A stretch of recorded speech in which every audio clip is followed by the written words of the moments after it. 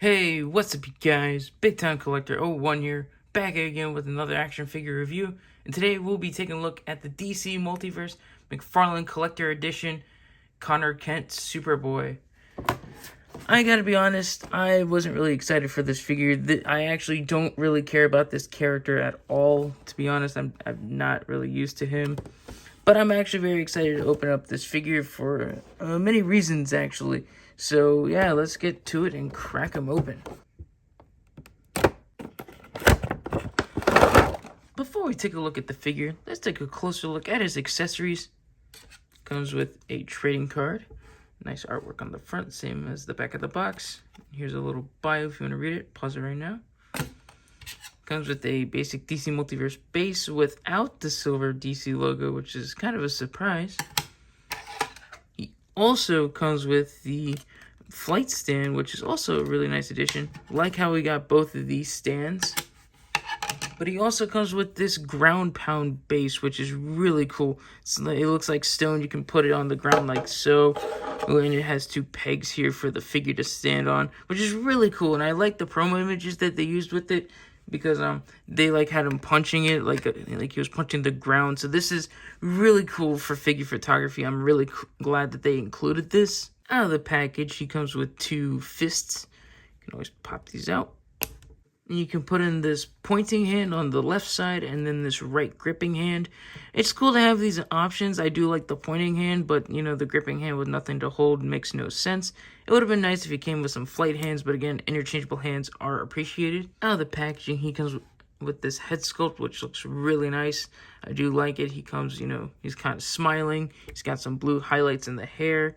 But if you don't want this head, you can pop it out.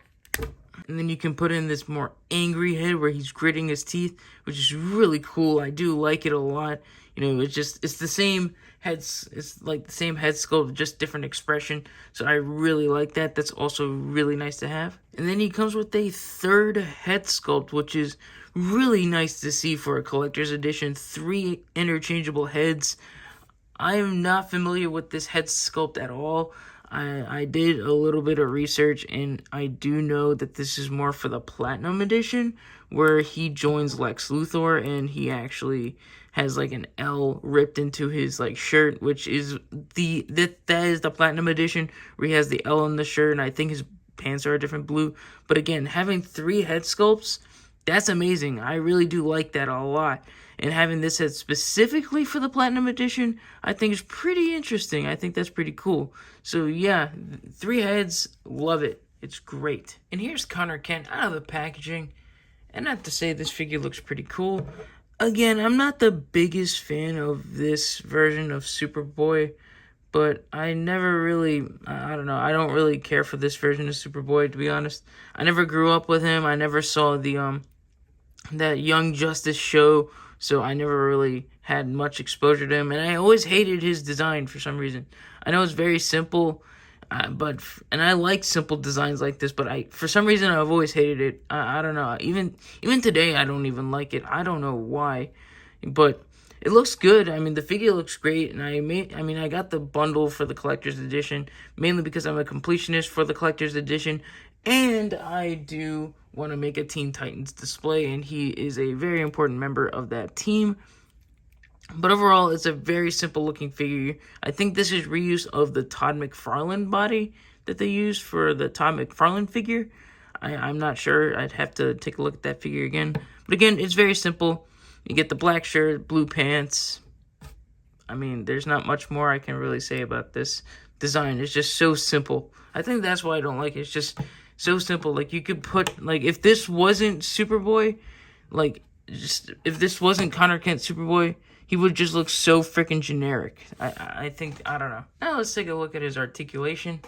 Starting with the head, it is on a dumbbell joint.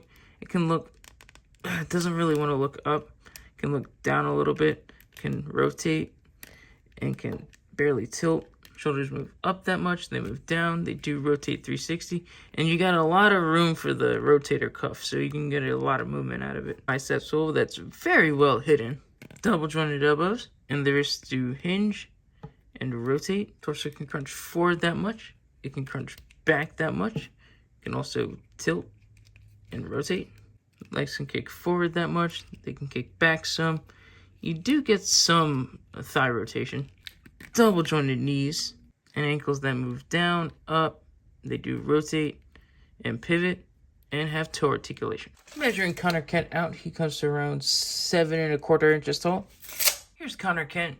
Next is some members of the Teen Titans. We have Jaime Reyes, Blue Beetle, and the Wily West Kid Flash. Here he is next to 2 other members of the Teen Titans. We have Raven and Beast Boy. And then here he is next to 2 versions of Superman. We have the Hush and then the Rebirth 2-pack version. And here's Connor Kent up on the rotating base. And I have to say this figure's just okay. I don't know. I'm kind of biased since I'm not very familiar with this character. I'm not the biggest fan of this character. Like I said, I don't like the design. Whenever I think of Superboy, I think of the Connell version with the leather jacket and the glasses. And I was originally going to try and do a face-off between Connell and Connor Kent, but I could not find a Connell Superboy for a decent price anywhere. He's kind of hard to find. But yeah, this figure's not my favorite. But again, I'm kind of biased with that. But I do think he has the value to be a collector's edition. It comes with a really good amount of accessories, if you ask me. I just think he should have came with more hands or a different pair of interchangeable hands, like the fists, and then a pair of wide open flight hands. That would have been nice.